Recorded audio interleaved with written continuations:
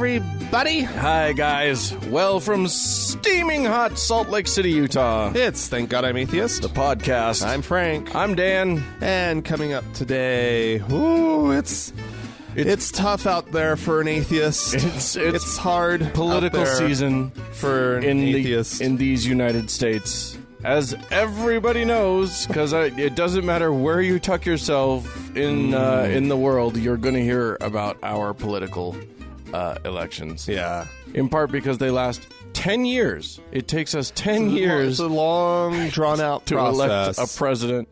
It's really just a test of stamina. Yeah, exactly. Endurance. It's more than it's a anything. last person standing sort of event. Whoever can leave their hand on the car long enough gets to be president. Oh, who doesn't have to run off and pee? Right, exactly. We're going to be talking about being an atheist amidst in the current political climate. It's trickier than it seems. Yeah.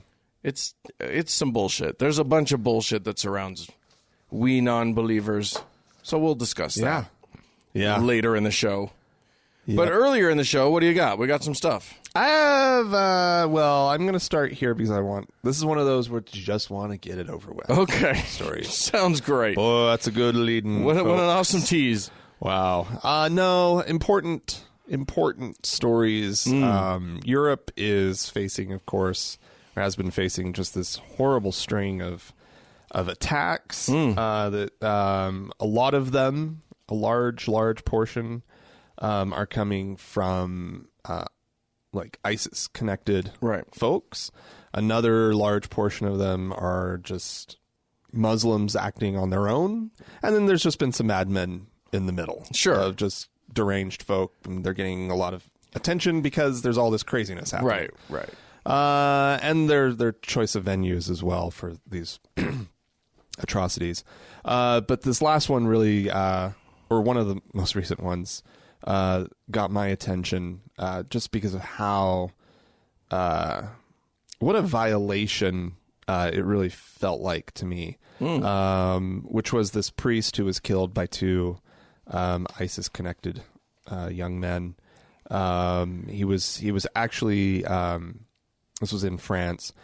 He was conducting mass, and they came storming in. They took people hostage, and they slit the man's throat up at the front of the church.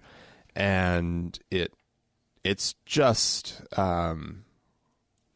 truly just horrifying. And it's not like to give the priest any special position or anything, or I don't think it affects me more because it specifically was a priest. I think that the fact that there were people seeking a place of peace, and that they were doing what their conscience, dictated to them. Right. And these folks specifically chose a church to storm into to create a new level of terror. Right. Well, it also sends a very different message. And that message is my religion against your religion. Yeah. It's what they're trying to do is send the message that this is not just a cultural war. Yeah. This is specifically a religious war, and that's where we're going to fight some of these battles on that battleground. Yeah, and it really concerns me because as these strikes or whatever become more frequent or keep carrying on or become more atrocious,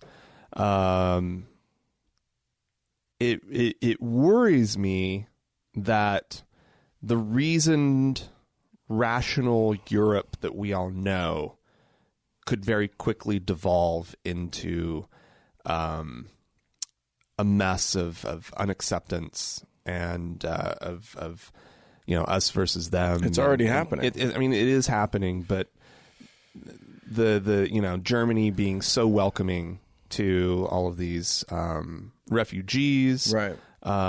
This kind of behavior obviously risks all of those refugees' status, right? When mixed in the midst, surely there are plenty of decent people who just want a better life, right? Yeah. But you have these fringe people who are risking it for all of them. Yeah, 99% of them are just people who want to live in a place where they're not going to be bombed. Yeah. And honestly, what ends up happening is that, like you say, some dumb kid has been tricked into believing that he's doing a good thing, and he goes in and he just kills some people for no reason and makes everybody distrustful of all of these refugees. Yeah. Makes everybody and I get it. It just destabilizes the entire situation even further, which is kind of to ISIS's advantage. ISIS It absolutely is. plays on destabilization. If ISIS can polarize public opinion, right. create an us against them mentality, then they get what they want. Right. And all the Muslims that have been living I peacefully in France suddenly start to feel the hatred of their fellow Frenchmen. They start to feel the distrust of everyone that's looking at them, the same way that they do here in the States, the same way that they do in all these other countries. Yeah. And then they're easily radicalized. Right. But the level to which they are playing with fire is unbelievable to me because, and I know that they think they understand what could happen, but the resources of the West are plentiful, unbelievable. Right. And if the West truly, if the influencers of the West, right, if your Donald Trumps and whatnot, rise to power throughout the West, there's no hope for them. No, you can't. They can't beat if they get the Western public powers. opinion so swayed against them. I mean, they're fucking just. I mean, they're just a bunch of fucking idiots, and they're screwed. But nonetheless, one of the points that I wanted to get to was what really truly worries me more than even just the destabilization is, I worry about, in a lot of ways, in an unstable world, what happens to the secular movement. I worry about what happens to us as atheists in a world that starts seeing it as a religious war. Yeah. It does start seeing it as Christianity versus Islam. Yeah, we're kind of, we might all have to hide for a while until it all plays out. I know, because like if they successfully do turn it into a religious war, and it's not just the secular West against, Islam or vice versa, whatever it is. If it turns into religion versus religion, it becomes deeply disturbing to me. Yeah. Although what would be great is if we could send armies of Christians and not our own, not like our those famed Christian soldiers. Right. Yeah. Like if this is a war between Christians and Muslims, then let's not send in the U.S. Army or that's not what would happen. I know, but wouldn't that be great? The Pope has to muster up an army with the that's right, with the Baptist conventions and enlisting a draft. Yeah. Well, anyway, there are also there's people of an Italian politician has taken to Twitter with the hashtag Santo Subito, which means saint immediately or saint right now, and they want Father Jacques. That's the Jacques Hamel, the guy that was killed. That's the guy who was killed. To immediately be canonized as Saint Jacques. You know what? There's a process here. Get in line, Jacques. You gotta wait your turn. I don't know, man. Santo Subito. There you go. Yeah. Well, I'm going to take us from Saint Jacques to. I wish I could I wish I had something from St. Paul or something from Minnesota, but nope, it's Illinois instead. In Illinois, there's been an interesting thing. A bill has passed both houses of the Illinois state legislature. And this is okay. So I read this on thehumanist.com, and the columnist who wrote it thinks this is the worst thing ever. Which is, here's what it is. It hasn't been signed by the governor, but if it is signed by the governor, its purpose is quote, to advance the role of Muslim Americans in the state. It will create a Muslim advisory council. Oh, okay. Now, here's the thing. So the author that I was reading it basically sees this as embedding church and state, and like sort of, the state is now using state money to advance the cause of a church, sort of thing. I see it more as almost like an affirmative action kind of idea, where it's like you're making a sour face. Affirmative action? Well, kind of. I mean, basically what we've got here is a very marginalized group of people who are citizens of our country, of this state, who are being treated incredibly badly and are in danger. I feel like there's a very present danger to American Muslims. The rhetoric that is going out in the world against Muslims and in our country, even from, someone who's running for the highest office in the land. Yeah. I feel like a little bit of community outreach needs to happen. I feel like action needs to be taken to make sure that these people are safe, to make sure that these people are welcomed in the community and are included and include themselves in the community. So let's back up just a little bit. What is the role of this committee? So basically there will be a council, a Muslim American Advisory Council. They will be unpaid. Okay. But we'll have resources. They'll have I think the governor's office would be required to provide like some basic resources, things like staff help and probably copies and stuff. And so it would be a negligible amount of money that would be paid to help them, but it would create but they would have access to legislators. They would have access to the governor's office probably to some extent. And they would have some influence.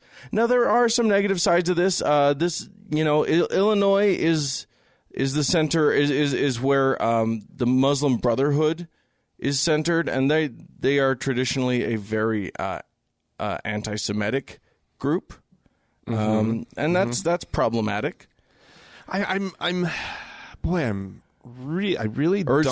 say Nation of Islam? That's what I meant. Is that what I said? You said Muslim Brotherhood. I said Islamic Brotherhood. I meant Nation of Islam. That was a big mistake on my part. Yeah. I'm not sure where I stand on this.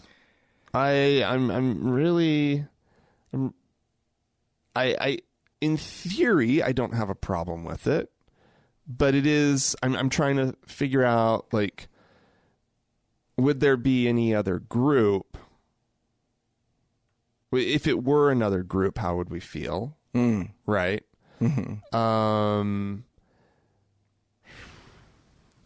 This is at the governor's office level? Yeah. This would be, essentially. Do they have anything else that's kind of like this in their?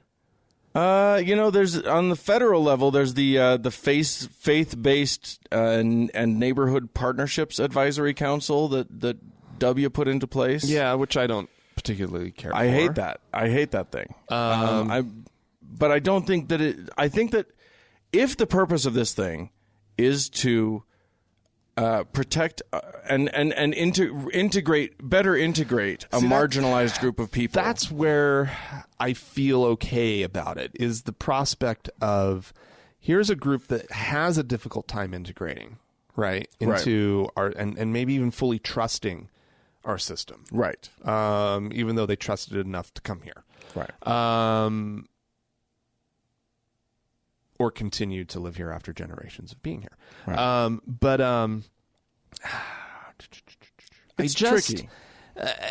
And so to give that group a sense that they have a level of influence and involvement and that they're being listened to. A seat at the table. That's important to prevent radicalization. Yeah. So in theory, I guess I don't have a real problem with it. I don't know that it's... Yeah. I don't know. I'm going to have to think that one through. I see the point that it's that this columnist was making. I like the whole mixing of church and state. I think it's probably a much bigger problem when it's the dominant religion. Yeah. That is just sort of has its little, its little influences here and there and blah, blah, blah. The dominant religion. Because the dominant religion will do things like prayer in school and, they're exclusively Christian prayers before, town hall meetings and whatnot. And so, that is where, I get really crazy about separation of church and state.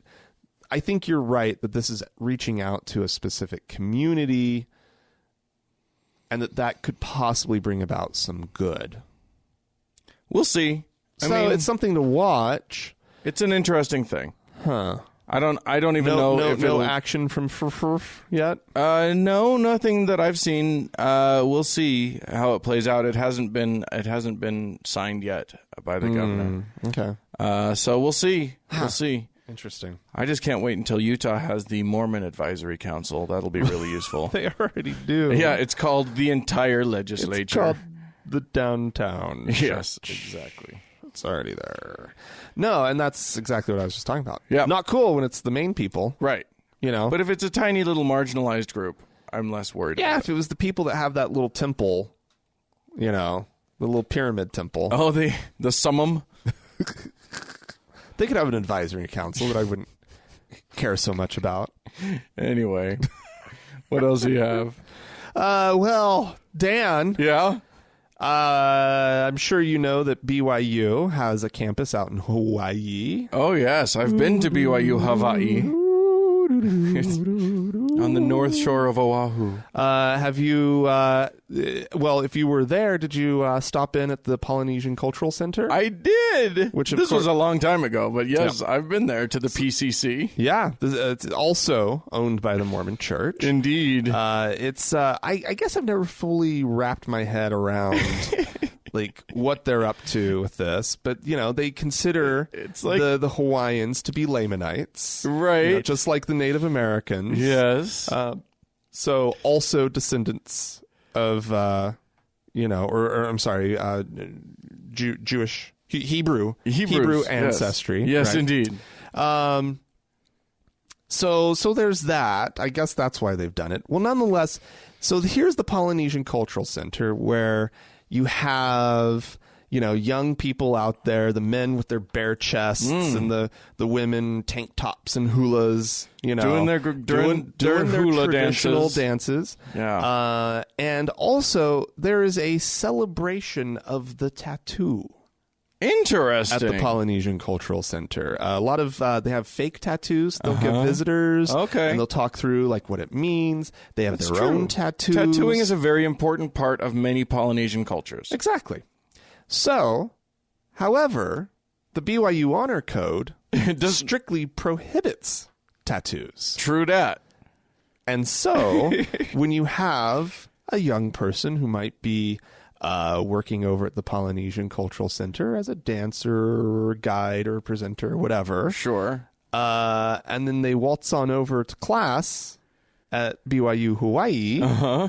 They have to remove any temporary tattoo that they have on. Right. And they have to make sure that any real ones are completely covered. Right. And sort of vice versa. When they show up at the Polynesian Cultural Center, they have to take off their garments. Well, the ladies sure, they do. Yeah, both of them. Yeah, the guy's bare chested, so they have to remove the trappings of their Mormonism, right? And their, I guess I should also say, Utah centric Mormonism. Yeah, because here's the deal: the Mormon Church, which is really strict about. The men have to wear slacks, right, to church. Everybody's got to be clean shaven and no long hair, and for the boys. My understanding at a typical ward in Hawaii, men will wear much more traditional, albeit covered, but more traditional garb. Okay. To church. And so there's this concession that's being made specifically to Polynesians. Right. Within Mormonism. And yet they can't figure that out for their own little own little university. And so that's weird. It's interesting. Just so that people know, the Polynesian Cultural Center, just so that people get a sense of this, it's basically like it's Disneyland style, like, yeah, they put on like little shows, they do hula dancing, there's a guy, they'll have a kid climb a coconut tree and sort of a 1950s understanding of Hawaiian culture. Right. And yeah. presentation of it. I don't know. I haven't been there since I was like 18 years old, so it was a while ago. It's not like it feels Mormon-y, though. They try to make it just about Polynesians. And so is there any sort of Mormon presence? Like, not that I noticed, but I was also like not there to know. Like, I was a Mormon at the time, so why Mormons and Hawaiians? It's always confused me because there's been this weird thing, like the Mormon Church doesn't do anything if they don't see the benefit for conversion. Right? They don't do anything if it's not. Mormons love Hawaiians, and Hawaiians love Hawaiians. When the Mormons went to Hawaii to proselytize for the first time, this was back in the early 20th century, they got even further back. Right? They got well. Didn't they hit it in the 1800s? Maybe late 1800s. Yeah, they got huge conversions. They were wildly successful. Like one of the first temples outside of Utah was the Hawaiian temple, right? It may have. Well, I don't know. I know that they had to build one because a whole shit ton of Hawaiians had converted, and they came back, and they all like didn't have access to a temple, right? And so they all were like they started migrating to Utah, which they heeded the call to Zion, right? So that they could do the very, very special work that they do in the temple. Oh, yeah, indeed. Which is like so important and so boring. Anyway, they all came here, and kind of to the horror of the Mormons who were here at the time, because it was like this influx of brown people that they had to deal with. So they sent them all out to this town way out in the desert. So sad. It's the saddest thing in the world. This town called Yosipa, which is Hawaiian for Joseph, after Joseph Smith. Of course, yeah. And this town, like, the Mormons had kind of prepped it so that it would, like, they had a plan for how it was supposed to work, but they couldn't get it to work, and like people were dying just by the dozen. Like, there were like all these diseases. Leprosy broke out there. I don't even know how that happens. A couple of cases of leprosy, but all these diseases. Yeah. And finally, like, eventually, all of these Hawaiians who had moved from paradise to like Hades, horrible place, we're just like, we're gonna go back to Hawaii now. And the Mormons were like, yeah, sounds like a good idea. If you do, we'll build you a temple. And that's why they built the temple out in Hawaii. Oh my gosh. So anyway, Hawaiians, I don't know. They love Hawaiians. Hawaiians love them. My understanding is that the reason that the Polynesians love the Mormons so much was because there was a huge focus on family. Oh, okay. And the Polynesians have a big family thing, or at least that's the story that I've been told. Interesting.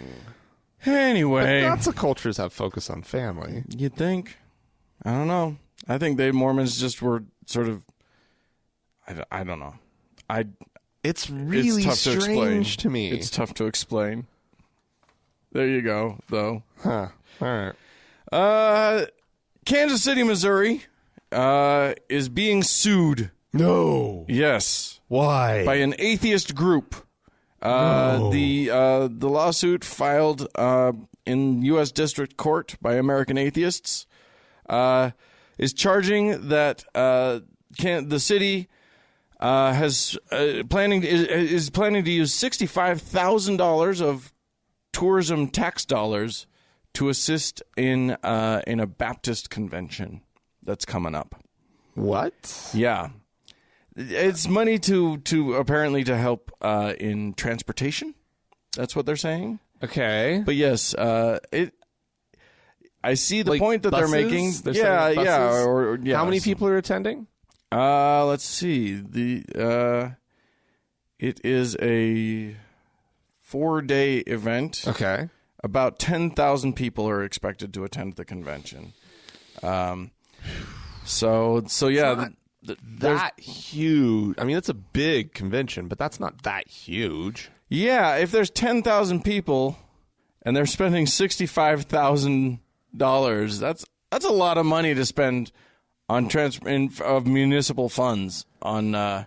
Yeah, like it's the Neighborhood Tourist Development Fund that this is coming out of. I wonder, like, what they do typically for 10,000 person conventions. Because if this is standard practice, right? For any convention, if there's 10,000 people who come into town and they set up they help with, set up some shuttles and this and that to help people get around from their hotels to the convention center, right?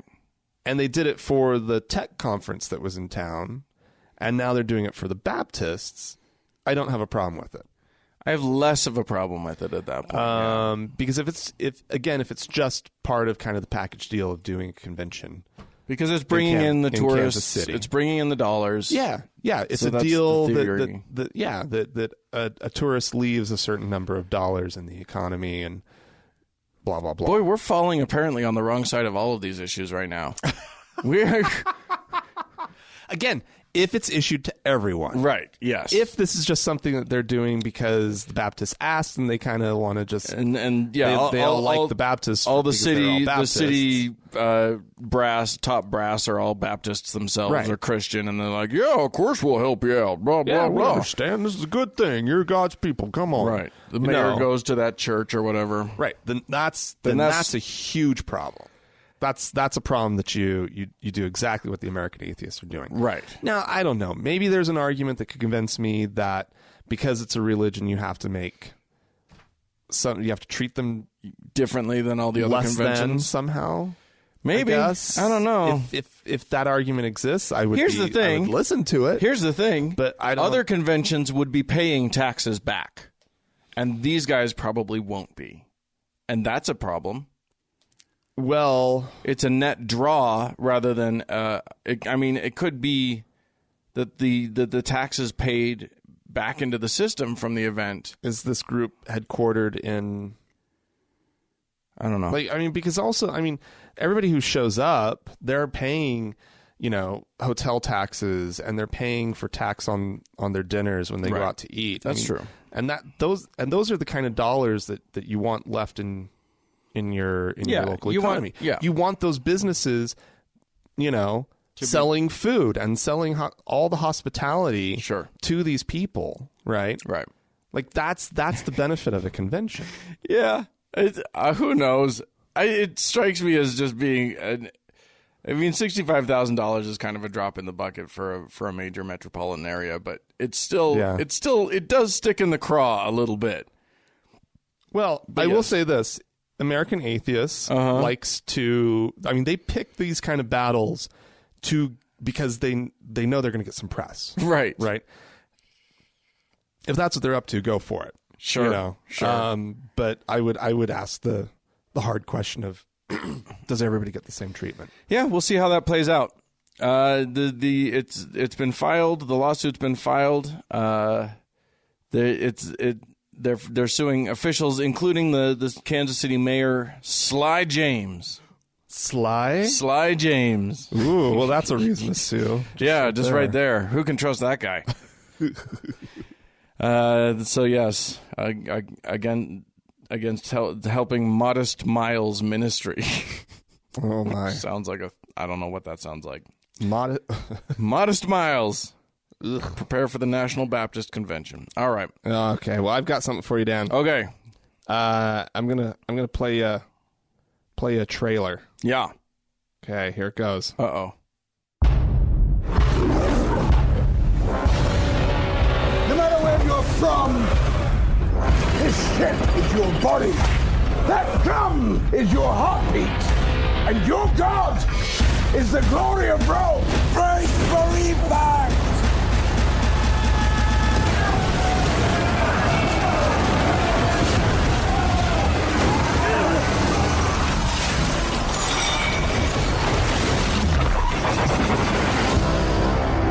How long were you a slave? 5 years. What is your name? Ben-Hur. Oh, Ben-Hur. Dan. What's amazing is the first 30 seconds of that trailer. I'm listening to it and I'm thinking, oh, they're doing Transformers in Rome now? This is big splashy production of Ben-Hur. Oh my God! Another adaptation of the 1880 novel. Oh, it's from 1880. Ben-Hur: A Tale of the Christ. Right, it was made into two different silent films. Oh wow! And then there's the one that we all know, right? From 1959, starring Charlton Heston. Sure. Screenplay by Gore Vidal. Oh wow! I did not realize that. Yes, fantastic. I love Ben-Hur. Right, I grew up on that movie. I love it. It's a big epic. You clearly couldn't be more excited about this reboot. Well, yeah, clearly. Obviously, that's going to be very good for you. Because this thing seems like all the class and dignity of the 1959 version. Yeah. Finally turned into something palatable to bros and rednecks everywhere. Well, yeah, absolutely. The only reason why I would have hoped for a remake of Ben-Hur, in a more modern era, is because the 1959 version, there was all of this seething homoeroticism, right, between Charlton Heston's character Ben-Hur, right, and his childhood friend. I can't remember the name of the actor. The character's name is Masala. Right. And it's sort of the actor who was playing Masala was being directed to play it up. Right. There's this Do you think moment, Heston knew about it? I'm getting to that. Okay. And so there's this moment where the two of them, they've just sort of reunited as adults, right? Right. And they do the wrap your arm with the chalice drink thing, sure, right? Sure. Your elbows are kind of linked, intertwine with each other and drink. And you drink as kind of this, and Masala is just staring longingly at Charlton Heston, and the whole thing was, Gore Vidal, I guess, was on set through the whole production, right? And the line was, "Okay, play it that way. Just don't tell Chuck." Right. Yep. And so my hope would have been, in today's America, in today's world, that they would have played up not just homoeroticism, right, but there would have been some fun times. Yeah, I mean, hey, go for it. Yeah. Now we don't have to beat around the bush. We can just I don't think that's what this one's about. No. Also, because they're going to be playing up the whole the tale of Christ part of it a little Jesus bit more bit. in this one than in the 1959 version. Because in the 59 version, it was there was just this little sort of blip at the end with Jesus, right? Well, okay, so Ben-Hur there's been betrayal, and Masala has ruined his life, and Ben-Hur's mother and sister wound up as lepers in a leper colony. Ben-Hur himself had been, sold into slavery and been on a slave ship, and then he fought in the arena. And so, I mean, it's this crazy, crazy epic story. And the whole while, Ben-Hur is just seething with hatred and seeking his revenge, right? He actually ends up becoming a Roman citizen through adoption. I mean, it's this great, it's awesome. Everything you could possibly want in a big Roman epic. Sure. It's got it, right? And anyway, what was your question? I have no idea. I'm just so excited. You're on Ben-Hur. a rant. I know. I just love Ben-Hur so much. But nonetheless, Christ's spot. Oh yeah, it was just a little. So he goes through this whole thing of vengeance and la la la la la. He rescues his mother and sister from the leper colony, and they've heard of this teacher, this rabbi, right? And he's just this who he's heals a non-believer. that has a healing power or whatever. And nonetheless, they are all sort of made whole at the Christ crucifixion. Oh, well, that's nice. That's a nice little last-ditch effort on Christ's part. I'm going out, but before I go, everybody who's looking at me, shabam, you're healed. You were a leper? No, no more. No leprosy for you. You who was filled with hate be gone. And Fill I'm you out. with love. Jesus out. Somebody give me a microphone to drop. Blah. Yeah. Anyway, so apparently this new director wants to play up that more and the vengeance less. Yeah. Without the vengeance, without the one thing that Ben-Hur wants.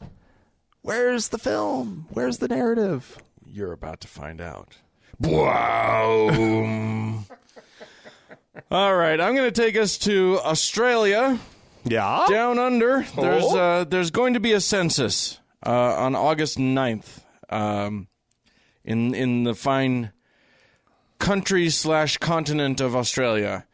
And it's the last one was in 2011, and this one there's a push. Now, usually with the census, one doesn't hear about anyone sort of campaigning for people to do a specific answer on a census, because the idea is just you mark what you are. Right. However, people don't always mark what they actually are on the religious question. What? Well, for instance, if someone marks that they are Jedi as opposed to no religion, or Pastafarian as opposed to no religion. Oh. Now, answers like Pastafarian or Jedi or, Dudism or whatever. That's funny. It's funny. But Jedi in the last census accounted for 0.37%. So 65,000 people in Australia Has a good sense of humor. said that they were Jedi on their thing. But that goes into a category that's called undefined. However, if they marked no religion, basically... the Atheist Foundation of Australia is doing a big push to get people to actually mark no religion, because because they think that they can actually overtake Catholicism as the number one spot in religion. What? The last time in 2011, 22% of Australians marked no religion, just under Catholicism at 25%. Oh, wow. So but you had enough of these little jokesters. Right. If people marking other boxes, or maybe even, I grew up Lutheran. Right. So now there's a campaign happening in Australia where if you grew up Lutheran but you're not religious anymore, they're saying, please don't mark Lutheran. Mark not religious. Not mark no religion. Okay. So it'll be very interesting to see if this campaign is successful, if enough people have sort of changed how they view their religious status in the last 5 years, and we'll see. Wow. Who knows what? I mean, they could be no religion. There's no breakdown of that no religion. There's no they're not polling or doing. Well, so if you identify as humanist or atheist or rationalist or agnostic, all of those are funneled into the category of no religion. So all of those technically become part of the no religion category. Gotcha. Okay. So they are asking about those. They are keeping numbers on atheists. Yeah, I think so. Oh, interesting. I think so. Cool. But yeah, I mean, if you put Jedi or Pastafarian or some of these other silly sort of answers, not officially recognized, that goes into the not defined category. Gotcha. So there you go. I mean, we'll have to see if Australia comes out as a, would you say, majority non-religious? I mean, it's not like 50% are non-religious, but if they can hit 25%, that'd be huge. That would be huge. Indeed. Anyway, very interesting stuff. We'll see how you Aussies pull this one out. Good luck to you on that. Yeah. It would be neat. Do it. And if you have anything you'd like to tell us about your country's religiosity, or if you're an Australian who wants to vote in a different way, wants to mark something different on the census, or anything else that we've talked about, please write to us, podcast@thankgodimatheist.com. Or you can leave us a voicemail message. The telephone number is 424-666-8442. Go to the Facebook page, facebook.com/TGIAtheist. Or while on Facebook, I guess, and while on Facebook, search for the TGIA Members Only Lounge and request to join. It's a closed group, so it's gonna, you have to be let in. But once you're in, boy howdy, the stuff. Whoa! That's the juice, baby. Oh, amazing. All right.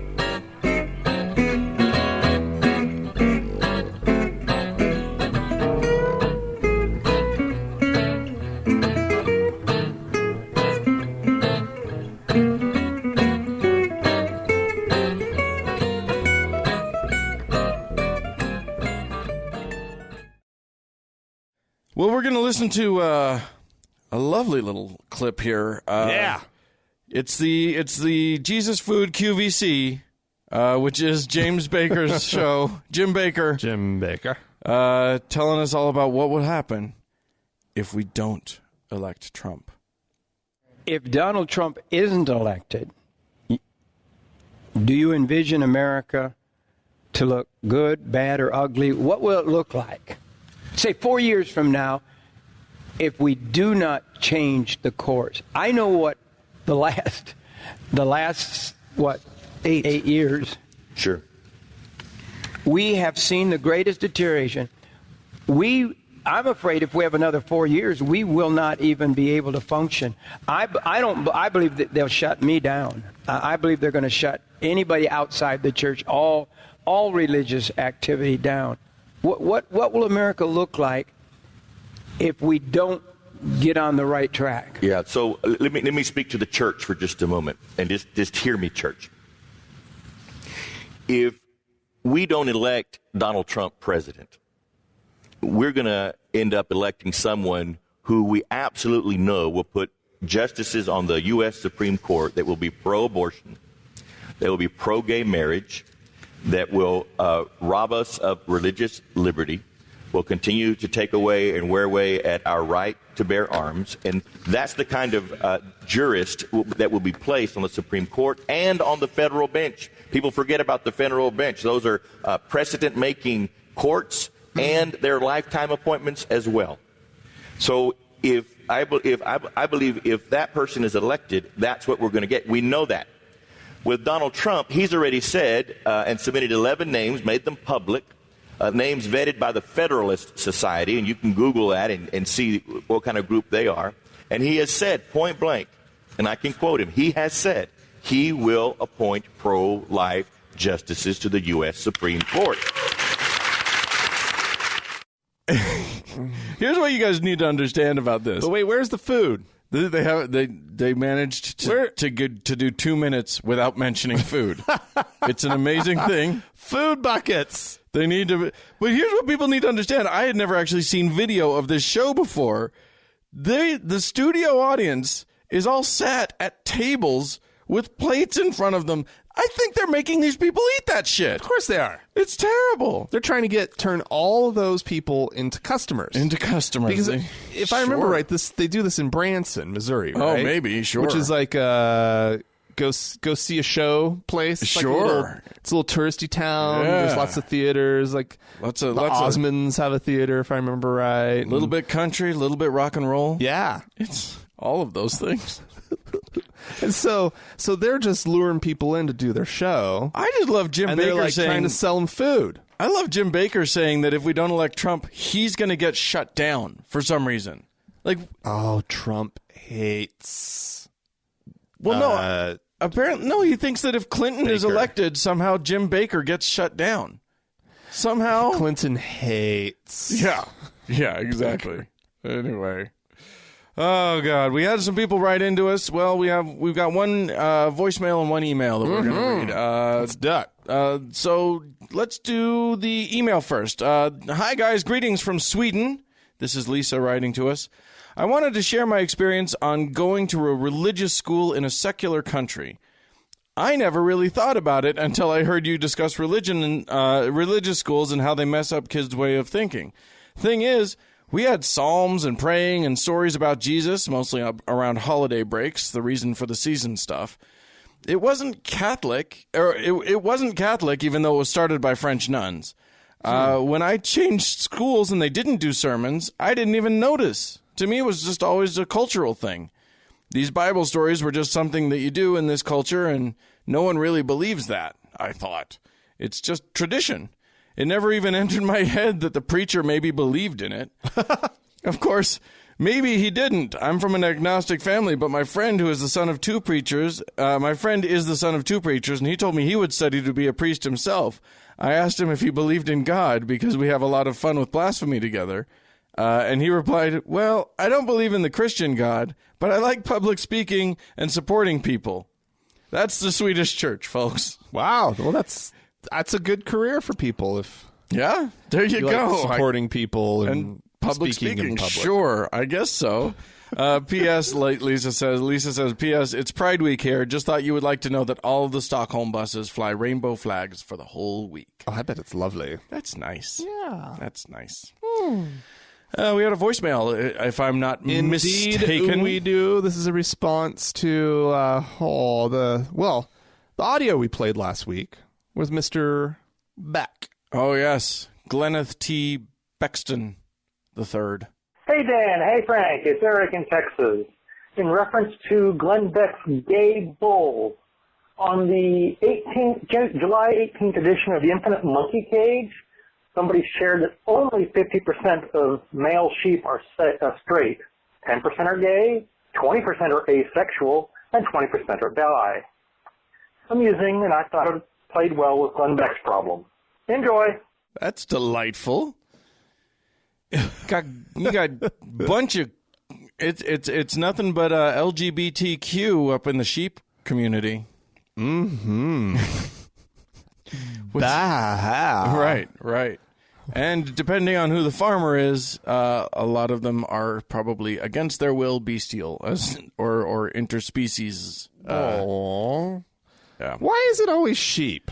They're docile. Is that what it is? I think so. They don't put up a fuss. They just all right. Okay. Wait, I didn't want. Oh, okay. Meh.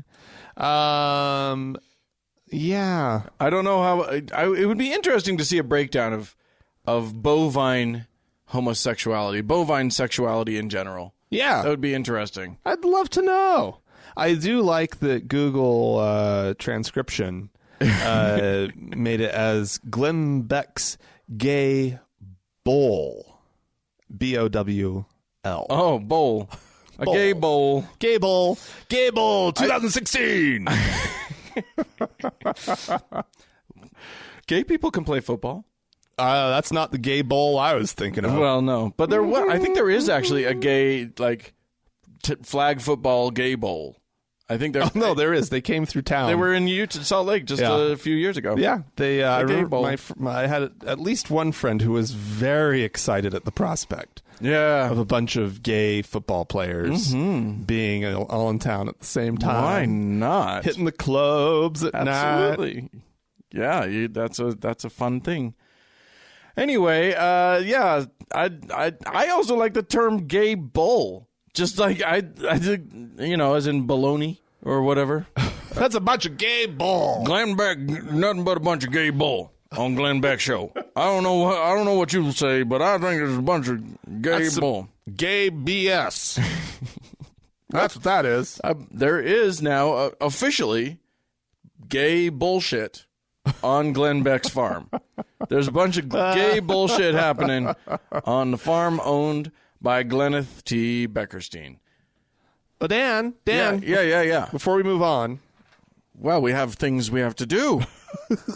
So I would like to thank all the activity that's been going on Patreon. Ooh.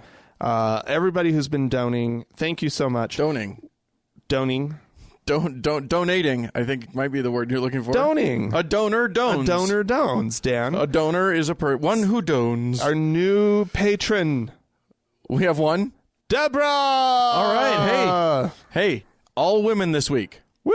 So that's 100% ladies recognition. That's right. If you want to be helpful and part of the community that donates and keeps this ship afloat, we could really use your help. Please go to thankgodimatheist.com and click on the donor button on the Patreon button on the side of the screen, and that will that'll give you the opportunity to do a small donation for every episode. It's like, $1 an episode is an awesome donation. Your doning is highly helpful. It's what keeps us going. So don't away. Please, please. It's so helpful, and we thank you for it. Thank you very much, guys.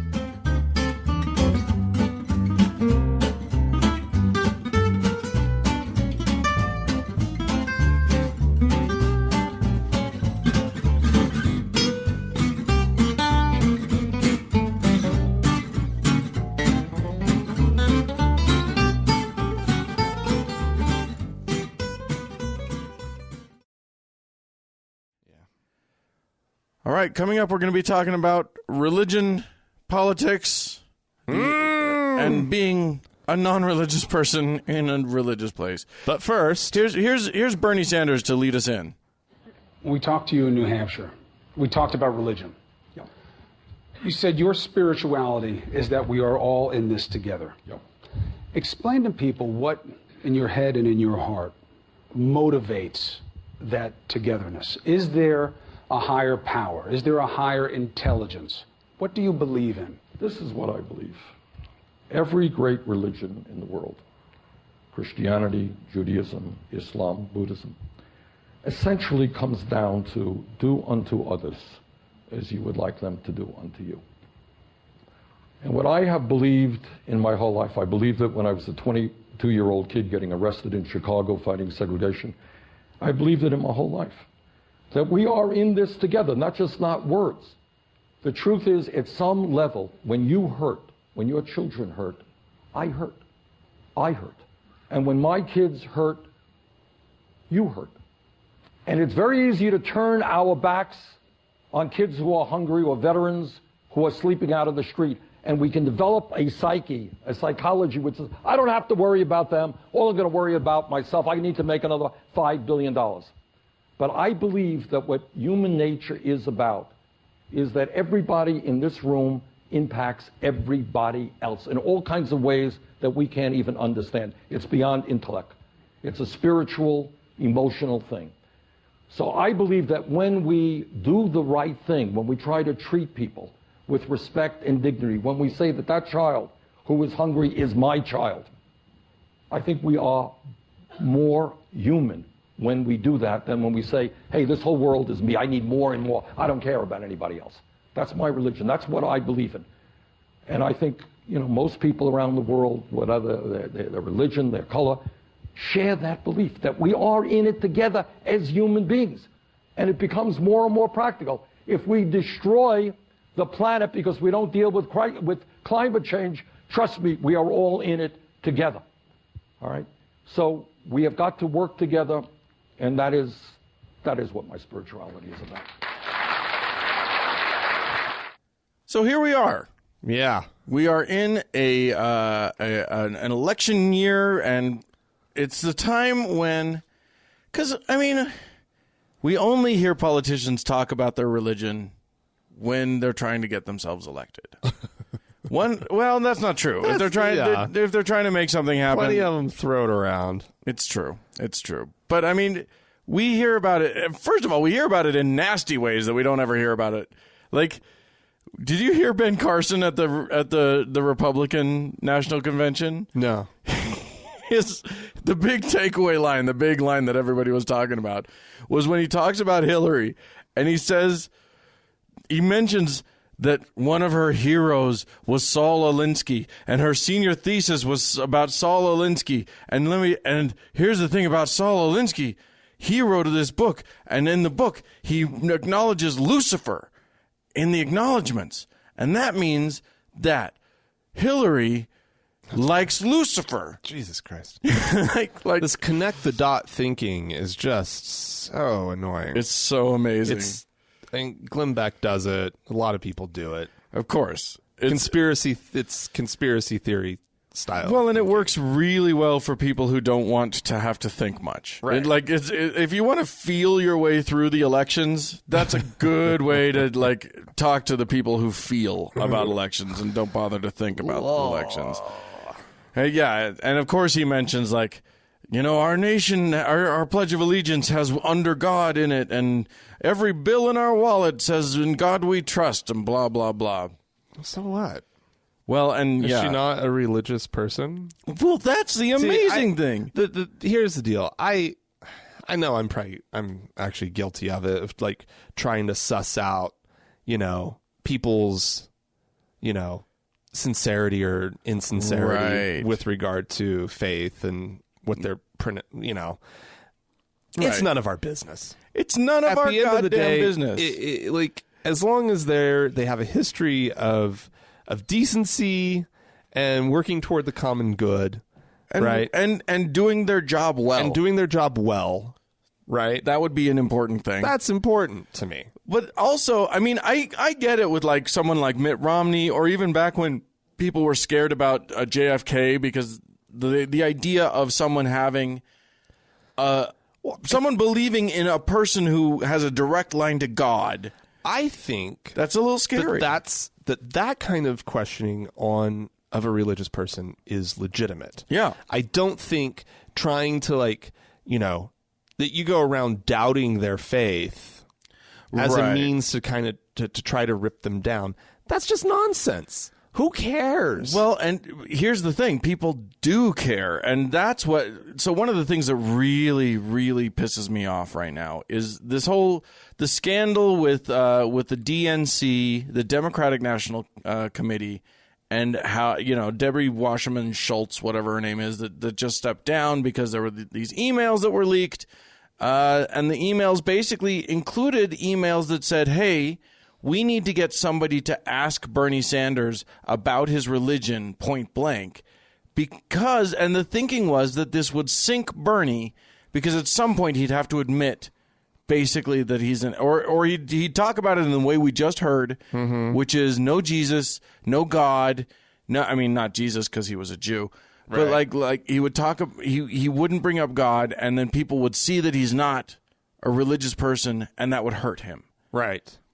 That's the climate that we live in. We live in a climate where try to make him admit that he's an atheist so he gets hurt. That's what we're at. Yeah, I don't find it. I'm not exactly shocked by it. I'm not shocked either. I'm not shocked that because I know there was a lot of speculation about, the Democratic Party actually, scheming against Bernie and whatnot. Right.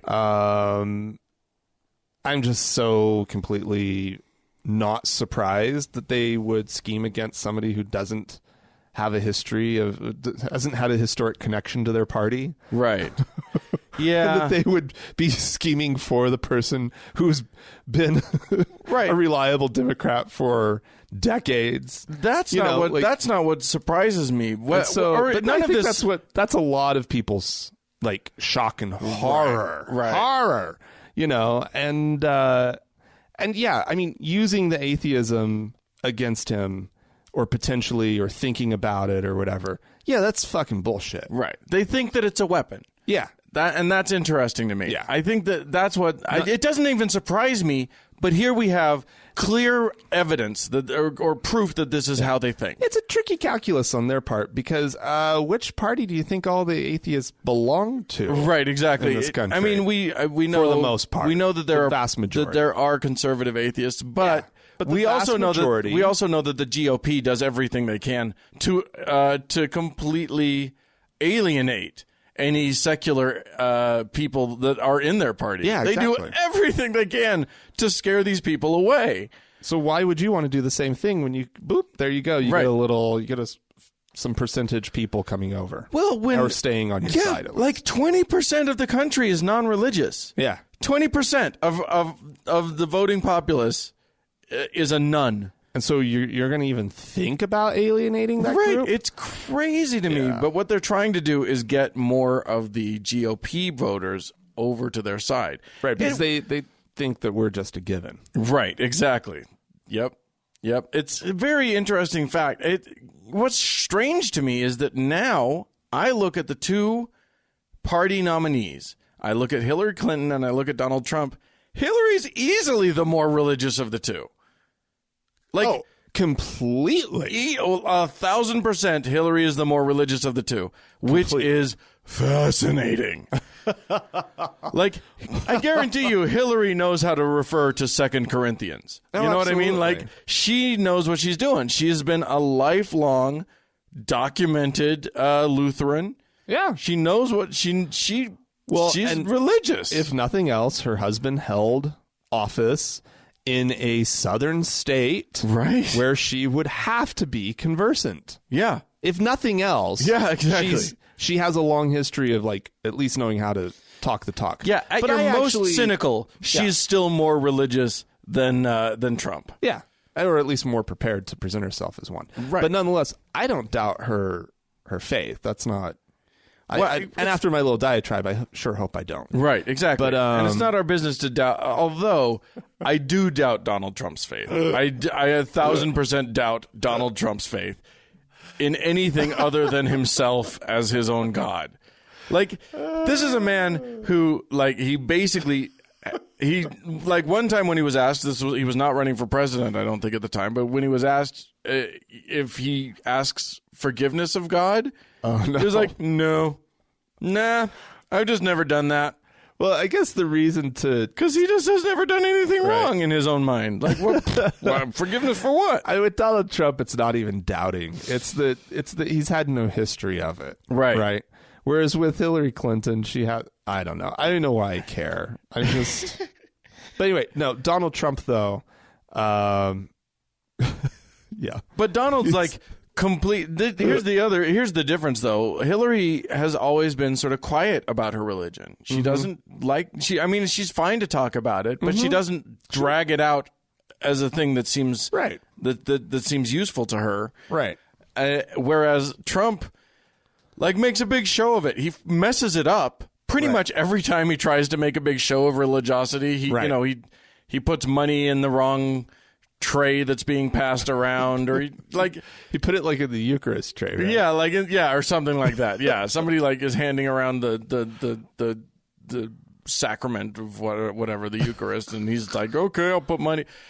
He always fucks it up, but he likes to make a big show of it. He talks about God a lot. I don't know. It's so topsy-turvy this time. But I do have to say, I end up feeling alienated every fucking time. I know, it is clear from all the politicians that this is not for me. Yeah. This is not for you, Mr. Non-Believer. This is for us. If it was, yeah. And it's a matter of I guess I should probably feel a little bit more of that. I think it's just that this is the way it always feels. Right. And so it's so normal. I don't even think about it. It's just the way that it is. I don't either. American politics doesn't bring me up. Right. They don't care about me. If someone forces someone, I saw a video of Hillary where she was at an event, someone had their cell phone camera rolling and asked her a question about separation of church and state and protecting atheists or protecting non-believers or whatever. Yeah. And she had some, nice sort of pat thing to say about, well, I think we should just honor the founders about the separation of church and state. Right. And then she threw in, and we should remember that the separation of church and state was put in place to protect the churches, which I think is a smart thing to say. That way the church people can't be mad about separation of church and state or whatever. Right. But, nailing her down on helping atheists she's not going to say anything about it. You know who did say something about atheists? Ted fucking Cruz. Oh yeah. He's the one that his actually, RNC speech. in his RNC speech. I was kind of blown away by that. Yeah, he was like, we need to protect Christians and Muslims and Jews and atheists. And I was like, what? Yeah. I mean, I hate the man. Oh, he's the worst. The man. But he got an ounce of credit from me for that. For Meanwhile, getting up there and, just sticking to his, like, he showed himself to be, if nothing else, he has integrity to who he is. Right? I guess. No. Ted Cruz is Ted Cruz. Yeah. Right? And Ted Cruz is batshit crazy and terrifying and awful. Right. But at least he's consistent. Right. Right? In how batshit crazy he is. Right. He's not. His values are not going to to change if he perceives for 5 seconds that there he's might not be. going to act like they've changed. Right. He's not going to get up there and give lip service to Donald Trump just cause. Right. Trump doesn't even know what his values are until he accidentally says something that gets applause, and then he's like, "Oh, that's one of my values now." Right. Yeah. Yeah. It's interesting. David Silverman, from the president of American Atheists, tweeted at both of the main minor party candidates. That would be Gary Johnson of the what party? The Libertarian Party, and Jill Stein of the Green Party, and basically sort of said, "Hey, you going to care about atheists at all?" And both of them tweeted back. Gary Johnson's was an underwhelming tweet, who said, "The right of atheists are protected under the Constitution and will be with #TeamGov." So, Okay. Basically, he said, Well, if he's a true libertarian, I'm not afraid of him on those grounds. right, yeah. He basically said, everybody's got rights. Yeah. Great, thanks. Cool. Jill Stein said, I ask for the votes of everyone in America, because Silverman said basically, will you ask for the votes of atheists? And she says, I ask for the votes of everyone in America who upholds people, planet, and peace over profit, including atheists. Great. You know what? For two politicians who have nothing to lose. Yeah, indeed. Right? Truly nothing to lose. Why be so politic in your response? Right. What are you hiding from? They can't. They literally. It's not like you're going to lessen your chances. You were really in this race. Right. Until you did that atheist tweet, we thought you had a prayer at this one, but no, I guess not. Although I guess now both of them are just trying to race for that, what is it, 5% or 15% or whatever it is. They're trying to get their party on their party more recognition or something. I can't remember what it gets them. It doesn't matter. They can't get that either. Here's the thing. Why are we such poison to them? We atheists are poison, and not for any real reason. You don't lose much. No. I mean, you lose there's a perception that you lose a lot. Yeah. But especially, maybe in the GOP, you lose a lot. But everybody else... This go-around, Donald Trump could say anything he fucking wants. They all know he's not religious. They know they've seen the same things we've seen, and they've forgiven him. Yeah. He could do anything. Yeah. He could say, I worship my own turds. And everybody be like, yeah, but he's a good businessman, so blah, blah, blah. Yeah. It's amazing. It is a remarkable thing. I don't know, people. What do we do? What do we do to get them to make us not be the evil that they think we are? I don't know that there is much. Do you know what it is? What? And this is all it is. Just be large enough of a block. Eventually. And I guess a vocal block too. A vocal block. We kind of have to be a little obnoxious. We have to not shut up. That's you know what? That's all it takes. Yeah. That's all they care about. Is the votes. That's politics. Yeah. And so if atheists were cohesive enough of a group, which unfortunately which we're not. We're not. So that's strike one. And then vocal enough, which I don't think that would be our problem. No. If we could just all kind of get on the same page, but I don't want us all on the same page. No, me neither. I want us to have, like, you know, our own views, right? And our, like, because the only thing that we have in common is we don't believe in God, right? Yeah, that's it. I don't know. Maybe Bernie needs to come out and say it. Maybe, and because Bernie's now a big player that he wasn't before, right? Bernie's now like on the stage. Maybe if we could get him to say that word, that would make a big difference. Yeah, I think for a minute he's on a really tight leash. And I think he's a willing participant in that because they've probably promised him something pretty. Not only that, but I think he recognizes that Donald Trump presidency would be disaster. Well, yeah, so there's that too. He's working to there's help that too. But usually there's stop that happening. There's something nice. Yeah. Oh, yeah. Because he's behaving. Yeah. He's really behaving. But I mean, I think he knows what side his bread is buttered on. Anyway, I don't know. Maybe we need a non-political, charismatic atheist to come out and just make everybody fall in love with them. That's what we need. We need some America's sweetheart to say, I'm atheist, but love me anyway, and everybody will be like, we do. We need Ellen. You know what? We need our Ellen. where somebody that just is impenetrably adorable. Yeah, but atheism isn't really defined by a haircut.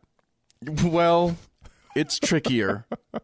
So you forget after a minute. Yeah. That's the thing about atheists is, like, if we're just going about our business, you just forget. I think. Yeah, sure. You know, I forget that I'm an atheist all the time. Sure. And I do this once a week. Right. Well, I mean, right? I think, but by saying we need our Ellen, just someone who's adorable and every now and then reminds people, oh, by the way, atheists are still good. Right. Good night, everybody. Yeah. That's what we need. Yep. Find them. We need our yep, I'm an atheist. Yeah, yeah. It doesn't matter. It doesn't, anyway. Who knows? Who knows? All right, Dan. I'll tell you what, one thing's for sure. It ain't us. I should. Nope. His Anyway. face has long since stopped being adorable. We don't got that. All right, well, if you have any ideas on how to make America atheist again, that's the new slogan. You can write into us, podcast@thankgodimatheist.com, or leave us a voicemail message. The number to call is 424-666-8442. Go to the Facebook page, facebook.com/TGIAtheist, and see what Mackenzie's up to. And while you're there, search for the TGIA Members Only Lounge. Yep. It's a closed group. We have to let you in. All right. Hey, thanks, Mackenzie, for all the hard work you do on that on the Facebook page. We really appreciate it. And thanks to the Red Rock Hot Club for the use of their music. And thank you, dear listener, for tuning in. We sure do like it when you do. Bye!